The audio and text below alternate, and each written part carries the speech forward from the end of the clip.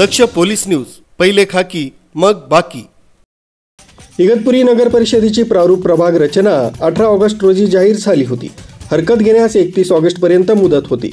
मात्र विविध मुदतीत कुठलीही हरकत न आल्यानं हीच प्रभाग रचना कायम राहण्याची चिन्हे आहेत। याबाबत अधिक माहिती इगतपुरी नगर परिषदेचे मुख्याधिकारी सोमनाथ आढाव यांनी प्रसिद्धी माध्यमांना दिली। आपण या ठिकाणी प्रारूप प्रभाग रचना प्रसिद्ध केली, त्यास आपण व्यापक प्रसिद्धी देखील दिली आणि 18 ते 31 ऑगस्ट या दरम्यान आपण नागरिकांकडून प्रारूप प्रभाग रचनेसंदर्भात हरकती व सूचना मागवल्या होत्या। तथापि या पूर्ण कालावधीमध्ये आपल्याकडे एकही हरकत व सूचना या ठिकाणी प्राप्त झालेली नाहीये। आता यानंतर जी काही अंतिम प्रारूप प्रभाग रचना आहे त्याची कार्यवाही आपण या ठिकाणी सुरू केलेली आहे।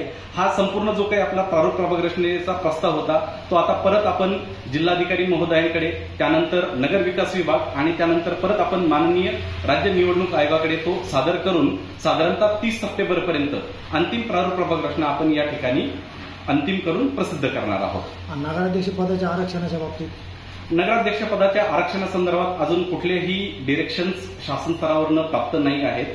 तथापि त्या संदर्भात यापूर्वी कुठले कुठले आरक्षण होते याची माहिती शासनाकडून काय त्याला एकत्रित करण्याची कार्यवाही सुरू आहे आणि प्रत्येक प्रभागामधील जे काही आरक्षण आहे त्या संदर्भात आपल्याला आरक्षण सोडती संदर्भात जसे शासनाकडून निर्देश प्राप्त होतील त्या अनुषंगाने आपण या ठिकाणी आरक्षणाची सोडत काढणार आहोत आणि प्रत्येक प्रभागनिहाय आरक्षण कसे असेल याचं आपण काय त्याला या ठिकाणी जाहीर करणार आहोत त्या अनुषंगाने।